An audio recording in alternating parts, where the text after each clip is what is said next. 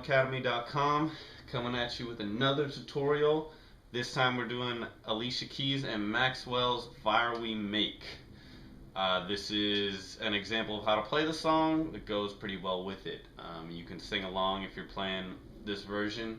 But I highly recommend that you purchase and download the corresponding chord sheet to this song, which you can find in the chord sheet tab of the website.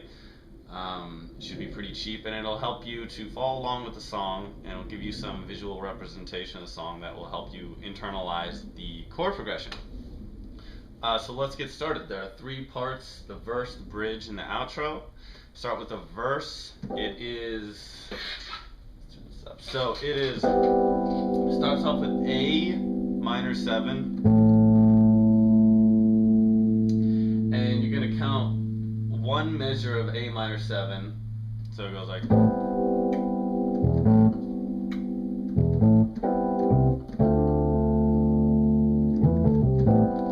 so what did I just play there? That's A minor 7. I got A in the bass with a G, B, C, E in the right hand, and I'm going 1 and 2 and 3 and 4, 1 and 2 and 3 and 4 and 1 and 2 and 3 and 4.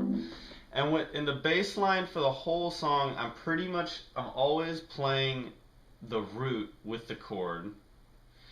But in between, I'm doing little fills that generally I'm playing either the 5th of the chord or the 7th of the chord, or the 3rd of the chord, the 3rd, 5th, or the 7th, which are the most important notes that really make up a chord and give it its sound. And that's when I'm playing with the bass line. So for instance, with this A7, I might go G-A, which is the 7 to the root. And then I might go, when I'm transitioning from the A to the D, I'll just go A, C, D, and that C is the 3rd, right? So I'm sort of outlining the important chord notes in the bass line. Then I get to the root, and in that D minor 7, I'm playing A, C, D, F. And I might do a quick pass onto like the 9 here, which is the E, and then go down the 7th and back to the root A. So that's sort of what I'm thinking about when I'm doing the bass line. And so the next part is, once we have,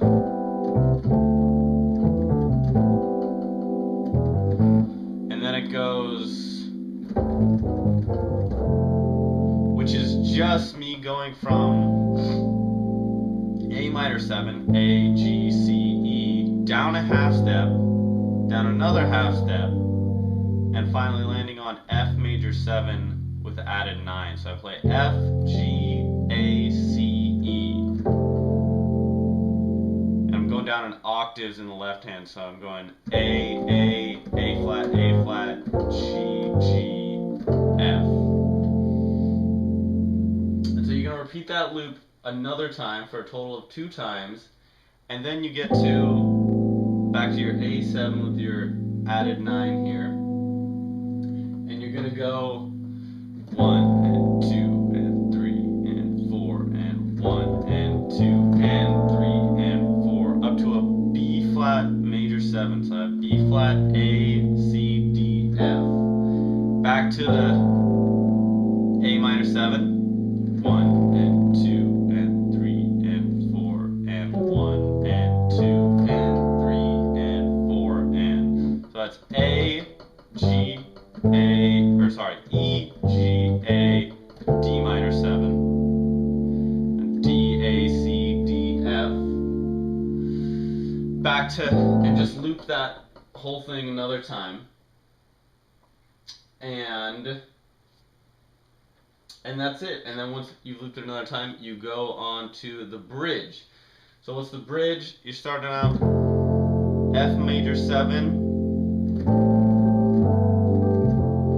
And that's, so F major 7 is F, A, C, E, G. Then you're going to A minor minor 7, which is A, G, C, E, and then G with added 9. So you got G, A, B, D, G.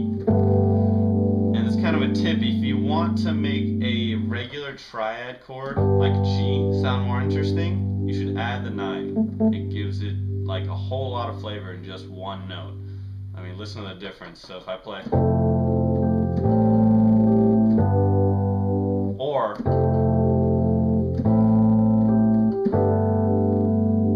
you can hear the difference there. So you're just going 1 and 2 and 3 and 4 and 1 and 2 and 3 and 4 and 1 and 2 and 3 and 4 and 1 and 2 and 3 and 4 and those chords are, you got B7 with added 9 here, so B, A, C sharp, F sharp, down to a B flat with A, C, F. So this is F triad over B flat. So A, C sharp, F sharp, down to B flat, A, C, F. So your F major, going to your A minor 7 to your G with your added 9, to your F major 7, excuse me, to your B7 add 9, to your F over B flat. And so you repeat that for a total of 2 times. That's the bridge. And then you go on to D minor 7. And this is the outro. You start on G minor 7, head down to A minor 7, and go up to a B flat major 7. And I've, these voicings I already told you about, so I won't go over them again.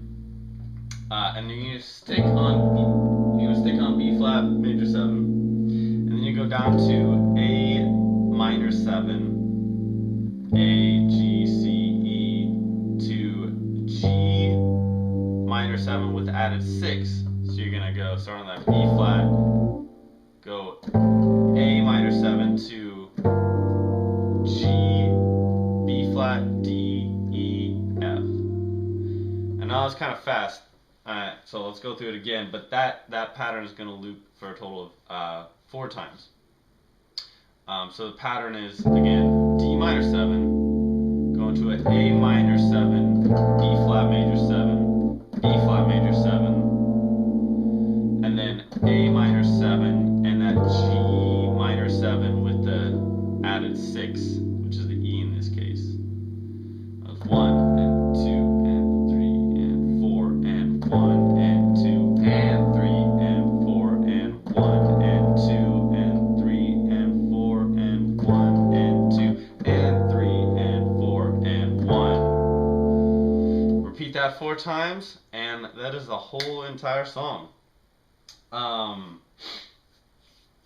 If you have a bass player, you don't need to play the bass line, and you can play different variations with your right hand.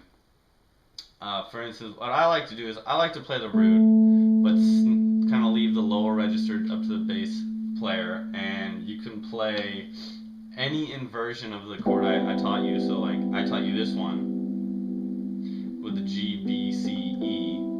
But if you move that up, you can play it up here for A, C, E, G, A. That way you're not in the bass player's way, but you're also playing the chord. And you can do that with all the chords that I taught you if you move them up in inversions. Like for instance, the D minor 7 I would play up here. But you generally want to keep your chords in, if you're playing in a band, in these 2 registers, from this C to this C. Because if you're playing up here, the notes, they sound too thin, but if you're playing down here, it's too muddy. And this is sort of your sweet spot. But if you're playing alone, obviously, then you can play down here because you are the bass player. And you're taking care of the chords. That pretty much takes care of the tutorial for Fire We Make. Please let me know if you have any questions, leave a review, leave a comment. Yeah, hope to see you next time.